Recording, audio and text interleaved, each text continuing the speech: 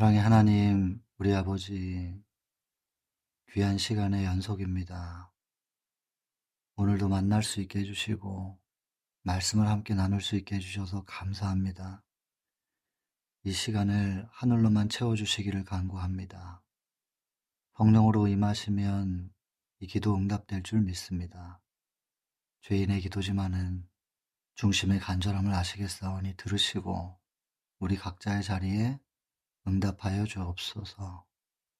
시종을 아버지께만 의탁을 드리며 예수님 귀하신 성으로 간절히 기도드립니다. 자, 84장 너에게 평강이 있을지어다. 이 챕터는 지난 시간하고 시간상 바로 연결되죠. 엠마오로부터 두 제자가 예루살렘으로 이제 다시 출발해 가지고 도착했어요. 그리고 동쪽 문으로 들어가서 다락방에 이제 도착하고요. 쉽게 문이 안 열리죠. 안쪽에서 단단히 잠가두고 경계를 하고 있어서. 그래서 이제 이름을 불러서 문을 열게 했어요. 그리고는 들어갑니다. 근데 들어갈 때 거친 길이 있었고 바위에서 미끄러지기도 하고 그런 상황이지만은 예수께서 동행하고 계셨다는 것을 우리가 지난 시간에 봤잖아요. 그렇게 동행하고 계셨던 예수님께서 같이 그 다락방에 들어가셨습니다. 그리고는 말씀하시죠. 너에게 평강이 있을지어다. 그 평강이라는 단어가 요한복음 14장의 27절에 세상이 알지 못하는 평안을 주겠다고 하셨던 그 평안입니다. 같은 단어예요. 그래서 사실 예수님을 부인하고 다 도망가고 배신하고 그랬었던 제자들 앞에 처음 나타나셔서 하신 말씀이 평안하라, 괜찮다. 그 말씀으로 시작하세요. 걱정하지 말라고. 그게 이제 첫 번째 포인트겠죠. 그리고 부활, 귀신인가 하면서 두려워하니까 이제 육신으로 부활하셨다는 거. 어떤 형태로 부활할 것인가? 이제 예수님이 부활하신 모습을 통하여 우리가 훗날 어떻게 부활할 것인지에 대한 예표로 주어진 부활 얘기해야 되고, 그다음에 가르쳐 주시죠. 성경에서 등장하는 메시아의 고난과 십자가, 죽음과 부활, 그리고 승천, 통하여 성소 봉사 시작, 중보사역이죠. 그래서 이제 우리가 모든 죄를 그쪽으로 전가하고 회개하고 죄 용서받는, 이제 여기까지가 초대교회가 가지고 있었던 현대기별입니다. 이제 이것이 구약 성경에 기록되어 있었다는 것에 대하여 다시 한번 설명해 주시고 확인시켜 주신 다음에 이것을 너희들만 알 것이 아니라 이제 온 세상에 증거해야 될, 성경에 기록되어 있는 내용들이 성취된 것이라는 것을 증거할 사람들이 너희들이다 하면서 사명을 주세요. 성경을 깨닫게 하시고 그다음 사명을 주시고, 그리고는 이제 그 사명을 가지고 나아갈 때 반드시 성령과 함께 가야 된다는 그 성령을 강조하시죠. 그리고 나아가서는 누구의 죄든지 간에 너희가 사하면 사해질 것이고 그대로 두면 그대로 있는 것이다. 이 말씀을 주셨는데 성경에 기록되어 있는 이 말씀을 오해해서 가톨릭에서는 그 교리화시키는 바람에 면죄부도 팔고 고해성사, 그다음에 부활 문제는 영혼불멸 사상의 연옥설, 이 챕터 안에 다 있습니다. 그래서 당시에 가톨릭이 구원에 대한 갈망, 또 혹은 지옥이라고 하는 심판, 하나님의 품성에 대한 오해로 두려워하고 있는 그 마음 심리를 이용해서 엄청난 돈을 법니다. 그래서 돈을 벌 수 있는 매개로서 고해성사와 면죄부 파는 거, 그다음에 영혼불멸 사상과 연옥설, 이런 부분들인데 이 챕터 안에 그 두 가지가 다 들었어요. 그래서 죄사함의 권한은 오직 예수께만 있는 것이라고 그 성경절에 대한 것을 이제 해석을 해 줍니다. 그러면 그 성경절은 왜 필요한 것인가? 왜 그렇게 표현되었는가? 그 이유가 여기에 본 내용이 들어 있죠. 그래서 그 성경절에 대한 해석을 하고 그다음에 인제 가장 비중을 많이 이 챕터에서 차지하고 있는 이 도마라고 하는 사람. 왜냐하면 이렇게 복음을 전하다 보면 잘 받아들이는 사람도 있겠지만 소수죠. 이 제자들이 사명을 가지고 이렇게 나아가서 전하다 보면 대부분 도마 같을 거거든요. 믿지 않는 사람들. 그러면 예수께서 그 도마를 어떻게 대하셨는지 그 모습을 통하여 우리가 복음을 전했을 때 받아들이지 않고 믿지 않는 사람들, 혹은 부정하고 핍박하고 대적하는 사람들, 이런 사람들을 우리가 어떻게 대해야 되는지에 대해서 예수님께서 보여주신 모본이 있기 때문에 그 모본을 기억하라. 그 말씀이죠. 그것이 이제 이 84장의 요약입니다. 그렇다면 이제 본문을 한번 들어가 볼게요. 동쪽 문으로 들어가서 다락방에 가죠. 문이 잠겨 있었고 이제 예수님이 같이 들어가셨고 제자들이 거기서 뭐 흥분 상태, 뭐 이제 부활하셨다는 얘기들이 있었기 때문에 흥분 상태에 있었고, 그때 이 엠마오로부터 온 제자들이 예수께서 어떻게 나타나셔서 어떻게 말씀해 주시고 어떤 걸 깨닫게 해 주셨다 전달했어요. 그럼에도 불구하고 믿기 어렵다고 말하는 사람도 있습니다. 그 순간 믿기 어렵다고 말하고 있을 때 한 분이 서 계시는, 분명히 엠마오에서 온 제자 둘 사람만 문을 열어 주고 두 사람만 들어오는 것을 허용했는데 '어 이 사람은 누구지?' 하고 굉장히 깜짝 놀라겠죠. 당황하고. 그리고 인제 뭐 '정탐하러 왔나?' 뭐 이렇게 생각하고 두려웠겠죠. 그때 그분이 예수께서 "너에게 평강이 있을지어다."라고 말씀하십니다. 평강. 항상 평안을 말씀하시는 분입니다. 우리에게 평안을. 세상이 줄 수도 없고 알 수도 없는. 뭐 알지 못하니까 주지 못하겠죠. 근데 그게 인제 요한복음 14장 27절 말씀인데, 26절의 약속이 뭐냐면 보혜사 성령이거든요. 보혜사 성령에 대한 약속과 함께 27절 평안하라. 세상이 알지도 못하고 주지도 못하는 그런 평안. 그렇게 연결됐단 말이에요. 그래서 평안이 그냥 이루어지는 건 아니고 성령을 영접할 때 우리 속에 이루어지는 평안. 그래서 평안하라. 그 사람들이 두려워해요. 영인 줄 알고. 그랬더니 예수께서 "어찌하여 두려워하며 어찌하여 마음에 의심이 일어나느냐." 이 부분은 생소하지 않거든요. 왜냐면 시대소망 35장이죠. 잠잠하라 고요하라, 그 챕터에서 예수님이 주무시고 계셨고 제자들은 이제 침몰해 가는 배에서 이제 곧 죽게 됐다고 생각하고 두려워하고 있으면서 익숙하니까 어부들이기 때문에 할 수 있는 걸 다 했어요. 근데 안 되는 거죠. 그래서 예수님, 그때서야 기억이 나요. 그래서 예수님을 향해서 소리를 지르죠. "우리가 죽게 된 것을 돌아보지 아니하시나이까." 사람들이 "물을 퍼내라." 뭐 "거기 어떻게 해라." 막 소리 지르고 그다음에 천둥 소리 들리고 이럴 때는 그냥 계속 주무세요, 예수께서. 잠에서 깨어나질 않아요. 그러셨다가 구원에 대한 갈망을 외칠 때 그것은 예수님의 귀에 딱 들어가죠. 그래서 잠에서 깨어나셔요.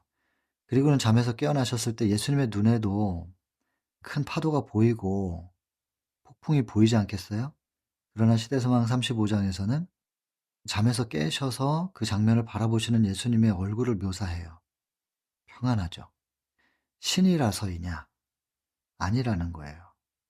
신이기 때문에 그런 게 아니라 믿음이 있기 때문에 그러신 거라는 거. 그래서 그 챕터에서 굉장히 의미심장한 말씀 문구가 있잖아요. 예수께서 이 땅에 오실 때는 그분의 신성은 버리셨는 바. 성육신은 분명해요. 그래서 예수님의 인성 안에 신성이 같이 있었던 건 틀림없겠지만 신성의 능력을 하나님께 맡겨놓고 왔기 때문에 이 땅에서의 모든 대쟁투는, 예수께서 겪으신 쟁투는 신성으로 하신 것이 아닙니다. 인성이었고, 신성의 이적을 보이실 때는 항상 하나님께 믿음으로 기도해서 능력을 받아서 쓰신 것입니다. 예수님의 인성과 신성에 대한 개념을 정확하게 가지고 계셔야 될 거예요. 이게 대쟁투를 끝마치는 데 있어서 굉장히 중요한 포인트이기 때문에 이걸 자꾸자꾸 거듭해서 제가 말씀드리는 겁니다. 그래서 시대소망 35장에서는 그렇게 기록이 되어 있고, 그때 예수님께서 이제 일어나셔서 "어찌하여 이렇게 무서워하느냐? 너희가 어찌 믿음이 없느냐?" 그래서 항상 이게 두려움과 불신은 같이 가요. 믿음은 담대함이에요. 근데 우리가 뭔가를 두려워한다는 것은 믿지 못한다는 뜻이고, 우리가 믿는다면 담대할 겁니다. 근데 이 각시대 대쟁투를 보니까 야곱의 환란이 그런 거더라고요. 중보자가 없는 상태에서 '하나님이 너를 과연 붙드시겠느냐?' 사단의 질문이죠. 너 같은 죄인을. 맞죠, 사단의 말이. 그래서 포기하라는 거고. 뭐 예수님도 십자가에서 그렇잖아요. 백성들도 거절했고 제자들도 배신하고 부인하고 떠나고 하나님조차도 너에게서 고개를 돌렸는데 네가 혼자서 지금 뭐 이 버틴다고 될 일이냐. 포기하고 내려와라. 십자가에서 내려오라. 이런 건데 분명히 우리가 겪게 될 일입니다. 예수께서 겪으신 것을 야곱의 환란 때 남은 자손들이 겪을 것이고 '그게 이런 것일까?'라고 제가 쪼금 인제 제 마음속에 인제 드는 것은 능력에 대한 불신이 아니고 품성에 대한 불신도 아니고 창조주에 대한 불신이 아니에요. 다만 그 창조주하고 나하고 관계가 있냐 없냐. 하나님께서 나를 붙드실 수 있는 상태에 내가 나를 두고 있는가. 이게 내가 지금 하나님의 뜻대로 말을 하고 있는 건지 내 생각으로 말을 하고 있는 건지. 내가 선택하는 이것이 하나님의 뜻인지 아니면 내가 선택을 하고 있는 것인지. 이것에 대한 불확실성? 이것 때문에 두려움이 생기기는 하는 것 같아요. 그러면 그것을 해결할 수 있는 방법, 저의 구원에 대해서 집착을 안 하면 될 것 같더라고요. 그 하나님께 맡기는 거예요, 그냥. 그래서 여러분, 우리 속에서 어떨 때 두려움이 생기고 또 어떤 상황에서 불안한가 스스로를 좀 살펴야 될 거예요. 그리고 그것을 그대로 두면 안 되고 하나님과 계속 여쭤보고 씨름하면서 이게 해결이 돼야 됩니다. 그게 해결이 되는 경험들을 해야만 나중에 야곱의 혼란 가장 심각한 때에 사단이 우리 속에 두려움과 불확실성을 집어넣으려고 할 때 맷집이 좀 생긴 사람들은 버텨낼 수 있지 않겠어요? 그래서 어쨌든 35 장에서도 똑같은 문구예요. 무서워하는 것은 믿음이 없어서 생기는 것이다. 여기서도 두려워하는 것은 의심 때문에 생기는 것이다. 이걸 꼭 공식처럼 기억을 좀 해 두셔야 되겠습니다. 두려워하면 겁이 나고 그러면 '아 내가 믿음이 없구나.' 그럼 어떻게 해야 되겠어요? 믿음을 달라고 기도해야죠. 믿음의 주요 온전케 하시는 이인 예수를 바라보자. 믿음의 주인을 바라봐야 믿음이 주어지는 거지. 그 사도 바울의 말씀이었고 히브리 12장 2 절. 또 베드로가 이런 얘기했잖아요. 사도행전 3장 16 절에 그 장애인을 일으켜 세우면서 사람들이 쳐다보니까 12 절에 보면 "우리의 권능과 우리의 능력으로 이 사람을 낫게 한 것처럼 왜 우리를 쳐다보느냐?"라고 인제 외치고 십자가에 못 박아 죽인 그 예수, 그 예수님이 메시아였고 하면서 예수님을 증거하고 그 예수님의 이름이 구원인데 우리가 믿었기 때문에 그 예수의 이름이 이 사람을 낫게 한 것이다. 그래 놓고선 그 믿음에 대해서 부담을 가질까 봐 덧붙이죠. 예수로 말미암는 믿음이 이 사람을 낫게 했다고 한 번 더 거듭 말을 해요. 그러니까 구원 되신 예수님의 이름을 믿었더니 구원이신 예수님의 이름이 이 사람을 낫게 했으며 동시에 그 우리가 믿었던 그 믿음조차도 예수로 말미암는 믿음이었어. 이렇게 말하잖아요. 그러니까 우리는 오직 예수 바라보기, 그리고 예수님을 마음속에 영접하기. 그게 해결책입니다. 그거 외에는 다른 게 없습니다. 정로 2 장에도 보면 죄인에게 필요한 그리스도 오직 예수. 예수님밖에 다른 길이 없다고. 사도행전 4장 12 절. 천하 인간의 구원을 위해서 주어진 다른 이름이 없다니까요. 딱 한 이름이에요. 자기 백성을 저희들의 죄로부터 구원해낼 자. 오직 예수. 이름을 예수라고 하라. 그랬잖아요. 마태복음 1장 21절 얘기예요. 그래서 그 성경절들을 종합해 볼 때 이 두려움을 극복할 수 있는 두려움 얘기가 나왔기 때문에 두려움의 근원이 무엇이냐? 의심이다. 의심을 극복할 수 있는 길이 무엇이냐? 하면서 말씀을 좀 드린 겁니다. 그리고는 예수님께서 말씀만 하신 게 아니라 보여줘요. 영은 살과 뼈가 없지 않냐? 근데 나는 만져보라고. 나는 살과 뼈가 있지 않냐고. 그러면서 손과 발을 보여주십니다. 그리고 또 더 확인시켜 주시려고 먹을 것이 있냐고. 영은 못 먹어요. 제사 지내는 게 참 그게 뭐 하는 일인가 싶어요. 일반 제사 지낼 때. 육신이어야 먹지요. 그래서 먹을 것이 있냐고. 그 생선 한 토막을 드렸더니 보는 앞에서 드셔요. 일부러 이렇게 하신 거죠. 일부러. 이런 모양으로 육신으로 부활한다. 그러니 영혼불멸은 육신하고 영이 분리되는 이런 개념은 도무지 성경적이지가 않은데 참 그런 걸 교리로 만들어 가지고 믿는 것이 안타까운 일입니다. 그다음에 인제 예수께서 말씀하신 그 평안, 평강, 평화 뭐 같은 단어들인데요. 이 단어에 대해서 쭉 설명하십니다. 근데 뭐 굳이 좀 짚고 넘어가자면 요거 누가복음 2장 얘기잖아요. "하늘에는 영광이요 땅에서는 기뻐하심을 입은 사람들 중에 평화로다." 근데 여기서 이제 모든 사람이 다 평화가 아니고 기뻐하심을 입은 사람들만 평화예요. 이 기뻐하심을 입은 사람들이 누구냐? 히브리 11장 6 절에 나오죠. "믿음이 없이는 기쁘시게 못하나니 하나님께 나오는 자는 반드시 그가 계신 것과 자기를 찾는 자들에게 상 주시는 분이라는 것을 믿어야 한다." 믿음의 종류도 두 가지예요. 그분의 존재, 그분의 품성. 이게 인제 창조주 얘긴데 그걸 풀어보면 지금은 시간이 없으니까 아무튼 이 창조주를 믿는 믿음을 가진 사람들이 기뻐하심을 입는단 말이에요. 그런 사람들은 평화예요. 근데 예수님 부활하셨을 때 이스라엘의 지도자들에게는 평화가 없었거든요.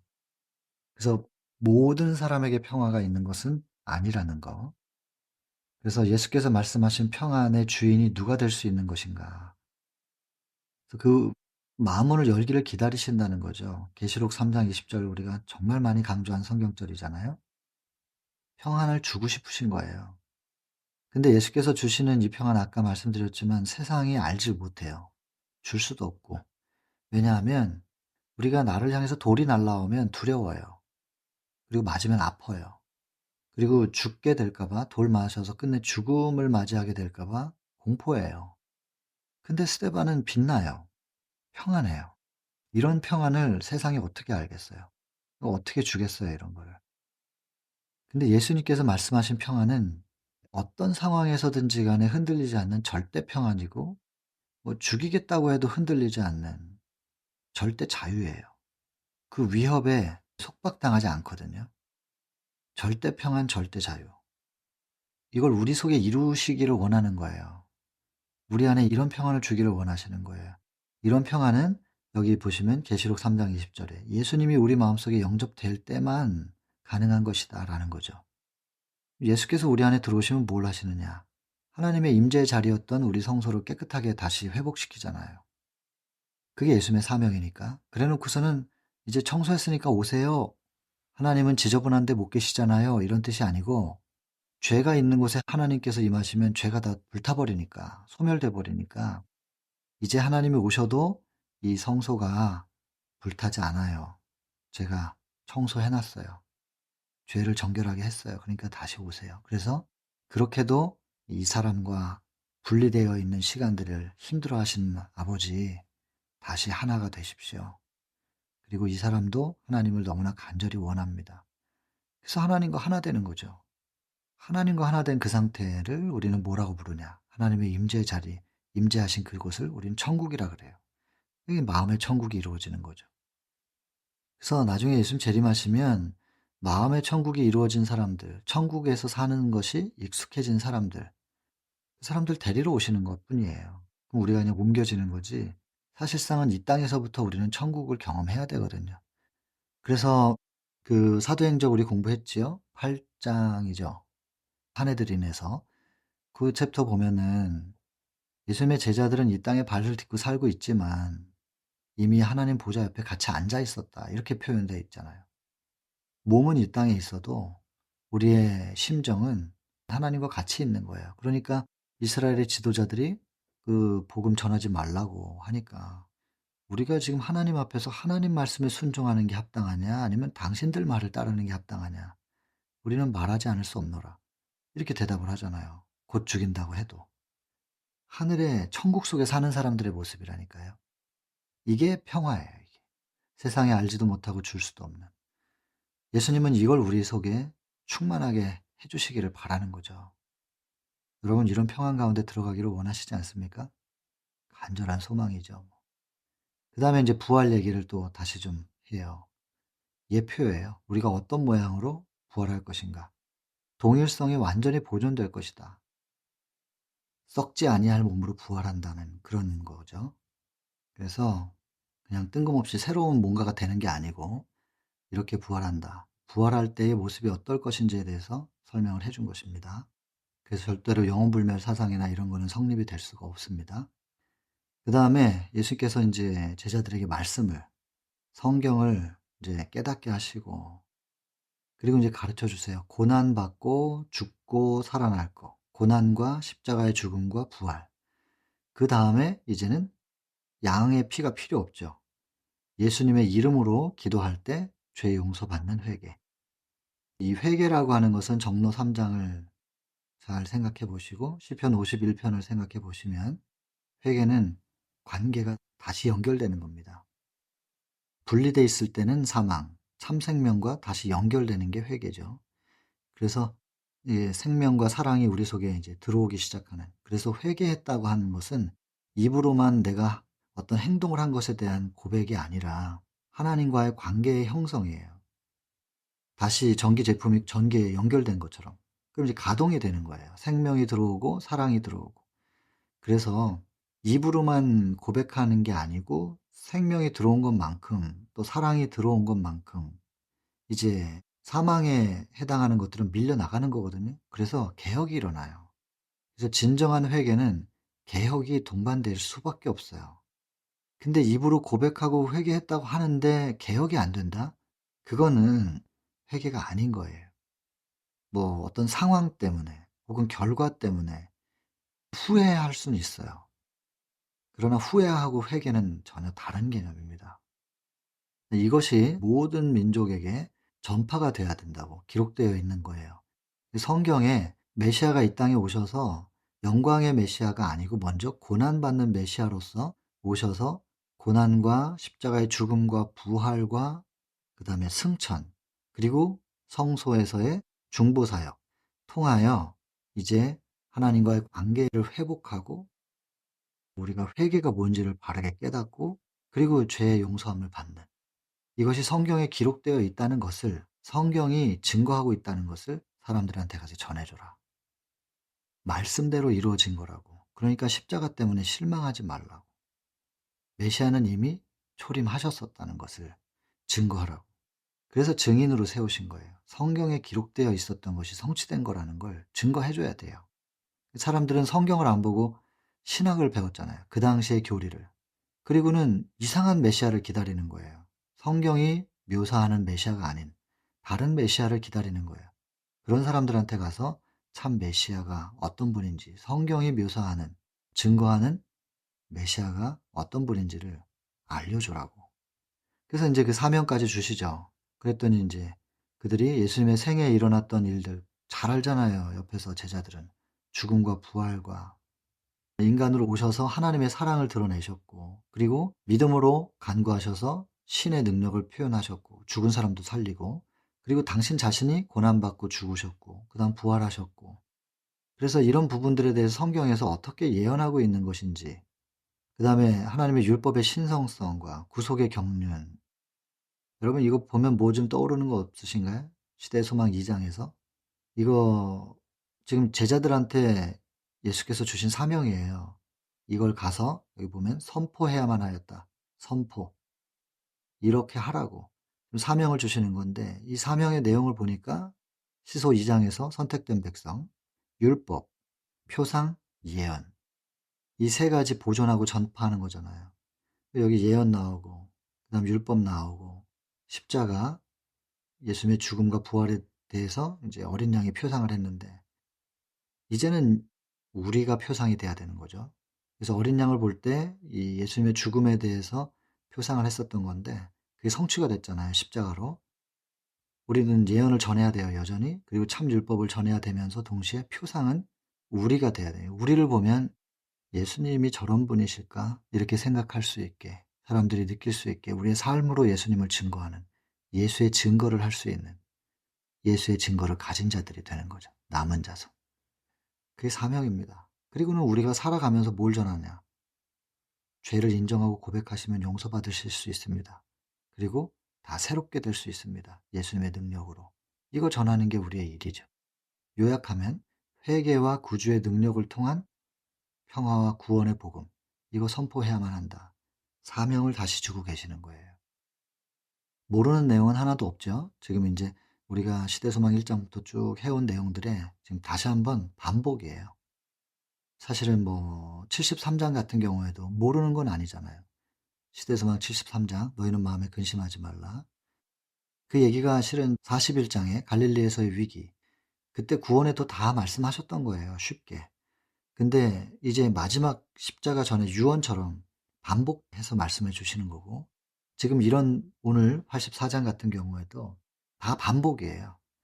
이제 승천하셔야 되니까 이 땅에 계시는 동안에 거듭거듭 반복하면서 가르쳐 줬던 거, 말씀하셨던 거를 기억하라고 반복해 주는 내용들인 거죠.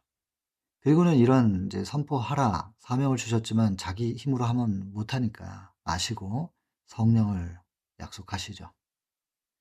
근데 그다음에 이걸 생각해야 돼요. "너희가 누구의 죄든지 사하면 사하질 것이고 그대로 두면 그대로 된다." 이거 요 부분은 밑에서 인제 설명이 있으니까 한번 풀어 보겠습니다. 중요한 부분이에요.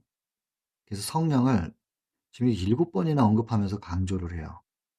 성령과 함께 가야 된다고. 그래서 성령을 받은 자는 그리스도의 속성으로 물들여지게 된다. 결국에는 예수 그리스도께서 증거하신 것을 우리도 증거할 수 있게 된다는 거예요. 하나님의 품성을. 성령 없이 우리가 어떻게 품성 변화가 되겠습니까? 품성이 변화된다는 것은 곧 창조주를 얘기하는 거거든요. 창조의 능력이에요. 창조의 능력이 아니면 우린 절대로 변화될 수 없습니다. 그러니까 성령을 통해서 우리가 변화된다면 성령 안에 창조의 능력이 있다는 것이고, 창조의 능력을 가지고 있는 성령은 하나님이라는 거예요. 그래서 아버지 하나님, 아들 하나님, 성령 하나님 다 하나님이라고 하는 것을, 그것이 주의 영이고 하나님의 영이라고 돼 있으나 하나님 안에 계셨던 예수님, 하나님의 생각과 마음을 들을 수 있도록 한 말씀이셨다. 그러잖아요. 예수님의 정체가 하나님의 생각을 들을 수 있도록 한, 하나님의 생각을 우리가 어떻게 들어요? 그분의 생각은 그분 속에 있는 건데. 근데 그 하나님의 생각을 들을 수 있도록 표현된 말씀, 그리고 그 말씀이 육신이 되어서 형상화됐죠. 이게 하나님의 능력이에요. 우리는 우리의 생각을 형상화시킬 수 없지만 하나님은 하실 수 있으니까. 하나님 안에 계셨던 예수님을 형상화시키셨던 것처럼 하나님의 영, 그것도 역시 하나님인 거예요. 예수님이 하나님이신 것처럼 성령도 하나님이시다. 그래서 성령을 섬기면 우상 숭배하는 거라고 하면서 성령을 하나님이 아니라고 하면서 성령을 부인하는 이런 주장은 상당히 위험해요. 이 시대에 성령을 부인하면 성령의 역사, 성령을 통해서 이루어지는 창조의 역사, 이걸 부인하면은 구원을 받을 수가 없어요. 사단이 만들어낸 교리이다. 저는 그렇게 봅니다. 저는. 그렇게 또 주장하는 분들이 꽤 있기 때문에 제가 그 사람을 지금 비난하는 게 아니라 그런 주장은 성경과 영감의 글과는 다르다고 저는 생각한다고 말씀을 드리는 겁니다. 기록된 말씀에 뭐라고 되어 있는지 여러분들이 보시고 직접 여러분들의 믿음의 자리를 선택을 한번 해 보세요. 그리스도의 속성으로 물들여지는 거예요, 성령으로. 그렇게 될 때 그게 인제 그리스도의 생애를 나타내는 자가 되는 거죠. 그런 사람들이 결국에는 교회를 대표해서 봉사하게 될 것이다. 이제 그렇게 해야 되는 게 맞는 거죠. 근데 그렇지 못한 경우들이 좀 있고, 또 이제 남은 교회 말이에요. 마지막 교회는 라오디게아 교회인데 남은 교회가 되면 남은 자손, 그런 사람들에게서는 정말로 그리스도의 생애가 나타날 거예요. 그런 사람들만이 남은 자손이 될 거니까. 예수의 증거를 가진 자들만. 그래서 그 일들을 이루시는 분이 성령이시다. 성령께서 말씀을 우리 속에 바로 해석해 주시고 우리의 마음의 비석에 새기시는 거예요. 그래서 그리스도의 편지 고린도후서 3장 3 절, "너희는 그리스도의 편지다." 편지를 보면 그 편지 쓴 사람의 마음을 알 수 있는 것처럼 우리를 보면 하나님을 알게 되는 거죠, 사람들이. 우리의 이웃들이 우리를 보면서 하나님을 알게 되는, 그런 편지가 된 것은 먹으로 쓴 게 아닌 것이죠. 성령으로 한 것이다. 성령으로 한 거라고 분명히 적혀 있잖아요. 성령을 통하여 우리가 하나님의 마음을 발산할 수 있게 된 거예요. 또 돌비에 새긴 것이 아니고 신비, 마음의 비석에 새겨진 것이다. 성령이 하시는 일이라니까요. 성령이 창조의 능력으로 우리 속에 역사한 거예요. 성령에 대해서는 분명하고 그다음에 "너희가 네 죄든지 사하면 사하여 질 것이고 그대로 두면 둔다." 이거는 예수님의 고유 권한입니다. 하나님께로부터 위탁받으셨어요, 예수께서. 근데 이걸 예수님께서 그럼 우리한테 주신 것이냐, 이런 성경절을 통해서 예수님이 하나님께로부터 받은 권한을 우리한테 주셨다. 그래서 우리가 사람의 죄를 용서할 수 있다. 이렇게 주장하면서, 그리고 심지어는 율법도 바꾸고 그러잖아요. 네, 여기에 대한 해석이 주어진 겁니다. 이 말씀은 그리스도께서 누구에게든지 다른 사람을 판단할 자유를 주셨다는 뜻이 아니다. 분명히 산상수훈에서 판단하지 말라는 말씀 주셨잖아요. 이 일은 하나님께 속한 대권이다. 그래서 하나님의 고유 권한인데 그렇다면 왜 이런 말씀을 표현을 하셨는가? 조직된 교회에다가 권한을 주신 게 있긴 있어요. 그게 뭐냐면 교인, 개개인을 돌볼 책임을 맡겼다는 거예요. 돌볼, 죄인들을 돌볼 수 있는 책임. 그래서 교회는 범죄한 자들을 경고하고 교훈해서 할 수 있는 한 회복시킬 의무가 있다. 죄인들을 살피라는 거죠. 범사의 오래 참음과 가르침으로 경책하며 경계하며 권하라. 잘못은 성실하게 다루라. 죄가 있다면 죄를 죄로서 인식할 수 있도록 도와줘야 된다는 것입니다. 위험에 빠진 영혼들을 경고하라. 그냥 방치하지 말라는 거죠. 버려두지 말라는 거예요. 거짓말과 안식일을 범하는 일과 도둑질과 우상숭배, 이런 여러 가지 해당되는 모든 죄에 대하여 하나님께서 말씀하신 대로 그대로 말해 주라는 거예요. 성경 말씀을, 하나님의 말씀을 전달해 주라는 거예요. 이런 일을 하는 자들은 하나님의 나라를 유업으로 받지 못한다. 여러분, 이런 경고를 안 주면 그 사람들이 깨닫지 못하고 회개 못하죠. 그러면은 이런 말씀을 전달하지 않는다는 얘기는 그 사람들의 죄를 그냥 그대로 방치한다는 뜻이에요. 그 사람 죄니까 당신들이 알아서 하세요. 이러면서 그대로 둔다는 거예요. 보시면 그대로 두면 그대로 있으리라. 우리는 우리의 몫을 해야 된다니까요. 그 죄든지 그대로 놔두면 안 되고 그 죄라는 걸 알려주고 죄로부터 벗어날 수 있게 도와줘야 된다는 얘기거든요. 그 말씀을 하시는 거라고요. 이렇게 해석하고 있는 거예요. 근데 이렇게 전달해 줬는데도 불구하고, 그럼 이거는 경고의 전달이죠. 경고의 말씀을 전달한 거잖아요. 이런 일을 하는 사람들은 하나님의 나라의 유업을 받지 못한다. 이건 경고의 말씀이고, 이거 주기 전에 뭐 얘기해야 될까요? 주께서 그 죄를 용서하시기 위하여, 정결하게 하시기 위하여 그 죄인 당신을 위해서 쏟으신 사랑이 뭔지, 그걸 먼저 얘기해야 되겠죠. 그러니까 죄 사함이 뭔지를 복음으로 그분들에게 소개를 해야 돼요. 그래서 죄 사함의 메시지를 전달하라. 그러면 사하여질 것이고, 그걸 받아들이지 않으면 그대로 있는 거죠. 그들은 회개하지 않으니까. 그 사람들을 그대로 방치하면 그대로 두니라. 이 성경 말씀은 우리가 사하는 권세가 있다는 게 아니라 사할 수 있는 권세 가지신 예수 그리스도, 그리고 그분의 죄 용서를 위한 희생, 그것을 전달하라는 메시지고, 그 사람이 그거 받아들이고 회개하면 사하여지겠죠. 그대로 두면, 메시지 전달 안 하면, 그 사람도 회개 안 하고 그러면 그대로 있는 것이고, 이 성경 말씀을 우리가 어떻게 해석해야 될지를 여기에 이렇게 쭉 설명하고 있는 겁니다. 만일 저희가 그냥 죄를 고집하면, 거절하면, 이런 메시지들 거절하면 그대가 하나님의 말씀으로 선언한 판결이 하늘에서도 그들에게 그냥 그렇게 선고된다. 판결은 하나님이 하시는 겁니다. 이 판결은. 그러나 말씀을 전달한 거야. 선언. 말씀에 이렇게 적혀 있습니다라고 선언하는 거예요. 그러면 그것을 그 사람들이 거절하면 판결은 하늘에서부터 오는 것이죠. 우리는 죄에 대한 사함의 권한, 혹은 그 사람 구원받지 못한다, 멸망이다 라고 하는 것을 판결할 수 있는 권한이 우리에게는 없다는 것입니다. 교회는 그들의 행위를 시인함으로 인하여 주님께 욕을 돌릴 수 없다는 것을 보여줘야 하고, 그 다음에 하나님께서 죄에 대하여 말씀하신 그대로 말해 주어야 된다.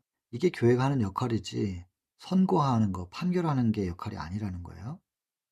교회는 하나님께서 지시한 대로 죄를 처리해야 한다. 그렇게 될 때 교회의 행위는 하늘의 재가를 받게 되고 하늘로부터 인정받는 거죠. 그리고 죄를 죄라고 말해주는, 회개해야 된다라고 하는 메시지를 전달할 수 있는 권위는 교회에게 있잖아요. 하나님께서 그 권위를 주셨으니까. 죄를 판결할 수 있는 권한은 없지만 그것을 선고하고 그들에게 죄로부터 돌이키도록 메시지를 전달할 수 있는 권위가 있단 말이에요. 근데 이것조차도 멸시하는 자는 바로 그리스도의 권위를 멸시하는 것이다. 그래서 어디까지가 교회의 권위고 어디까지가 하나님의 권한인가, 이 부분을 구별할 수 있어야 된다는 것이죠. 지금 이 성경절을 통해서 이 오해를 할 수 있는 거기 때문에 이걸 이렇게 해석을 했습니다. 그러나 어떤 묘사보다도 더욱 영광스러운 장면은 먼저 이것부터 먼저 해야 돼요. 사하면 파하여진다. 이 사상을 맨 먼저 갖도록 하라. 그래서 예수님의 죄 용서를 위한 희생을 먼저 전달해야 되는 거죠. 용서하시는 은혜 말해주고 죄인을 회개시키고 죄를 용서하시는 예수님을 믿도록 격려해야 된다. 그래서 이런 성경절들이 있는 거예요. 우리의 죄를 자백하면 미쁘시고 의로우사 사하시고 불의에서 우리를 깨끗하게 해 주실 것이다. 여러분, 우리는 우리의 힘으로 깨끗해질 수는 없습니다. 예수님을 믿는 믿음 안에서 우리가 깨끗하여질 것을 믿는 것입니다. 우리의 죄악을 발로 밟으시고 우리의 모든 죄를 깊은 바다에 던져서 다시 올라오지 못하도록 막아주시는 분도, 본성을 제어해 주시는 분도 예수님이시다. 이걸 믿어야 된다니까요.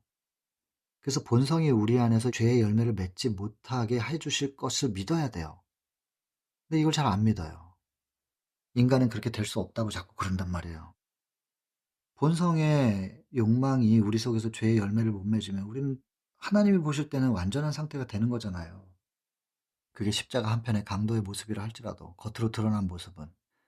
그러나 예수님을 영접한 순간 겉모양이 강도라도 하나님은 인정을 해 주시는 거예요. 그리고 나중에 야곱의 환난을 겪을 사람들은 겉모양조차도 완전의 모양을 갖게 돼요. 그래야 증명할 수 있어요.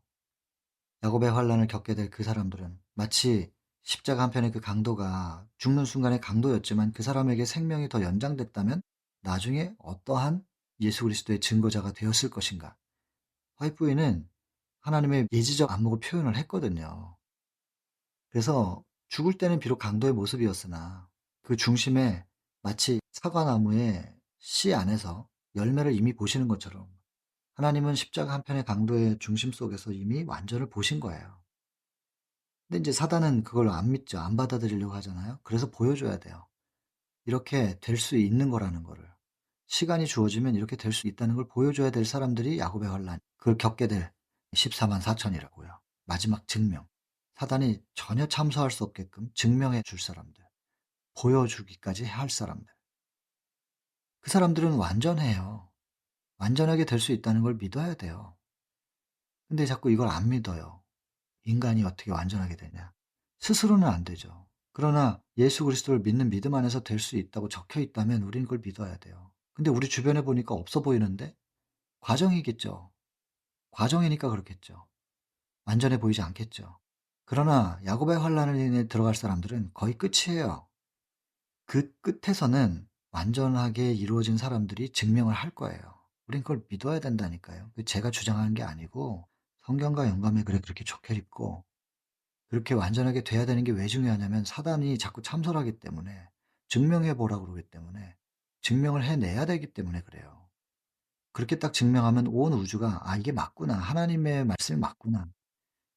사단의 주장은 틀린 거구나.'라는 것이 명확해져야 되거든요, 보기에도. 중심을 보시는 건 하나님만 보시기 때문에 드러나는 것도 증명이 돼야 돼요.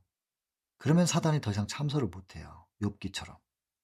욥기 42장에 있는 것처럼. "네가 더 이상 뭘 해 볼래?" 욥이 이 친구들을 위해서 기도했어. 내 사람이잖아. 이건 내 모습이잖아. 더 뭘 어떻게 해 볼래? 할 말 없잖아요. 그러니까 끝난 거예요. 대쟁투도 마찬가지예요. 사단이 할 말 없을 때 끝나요. 사단이 할 말 없게 만들기 위하여, 증명하시기 위해서 조사 심판하시는 거예요. 우리의 죄를 들춰내시는 게 아니고 우리의 죄를 들춰내서 참소하는 사단 앞에 이 사람이 죄인인 건 맞지만 이 사람이 어떻게 회개해서 어떻게 정결함을 입었는지, 그리고 완전하게 회개했다는 증거로서 이 사람의 안에서 발산되는 하나님의 완전한 임재의 빛, 하나님의 형상이 회복된 모습, 하나님의 품성인 사랑, 이것이 발산되는 것을 사단도 온 우주도 봐야 되거든요. 완전을 발산하면서 증명하게 될 사람들이 14만 4천이라니까요. 심지어 중보자가 없는 상황에서도 하나님을 놓지 않는 그 경험은 에녹도 못 해본 거고 다니엘도 못 해본 거예요. 중보자가 없는 상태에서. 그건 예수님만 하신 거예요. 예수님이 하신 것을 인간도 할 수 있다는 거예요. 예수님이 인간으로 오셔서 하셨으니까. 그걸 증명해내야 된다니까요. 그래서 이런 의미에서만 교회는 죄인을 용서할 권세를 가진다. 그래서 죄의 용서는 그리스도의 공로를 통해서만 얻을 수 있는 것이기 때문에 어떤 개인이나 단체에도, 뭐 단체라는 일부러 이런 표현을 쓴 거겠죠. 영혼들을 죄로부터 자유롭게 할 권세가 주어지지 않았다. 이게 뭐냐면 가톨릭에 대한 경계입니다. 예수님의 이름만이 천하 인간의 구원을 얻을 만한 이름입니다. 사도행전 4장 12절. 그래서 예수님께서 다락방에 나타나셔 가지고 어떤 모습으로 부활하셨는지에 대한 부분과 또 이제 제자들에게 주신 사명, 그리고 그 사명을 말씀으로 주시면서 죄에 대한 사함과 그대로 둠, 이런 판결에 대한 부분에 대한 성경절의 오해가 있을까 봐 그걸 해석해 줬습니다. 여기까지. 그다음에 도마 이야기가 굉장히 중요한 부분인데 이것은 다음 시간에 하도록 하겠습니다. 여기까지만 하고 마칠게요. 기행기도 하겠습니다.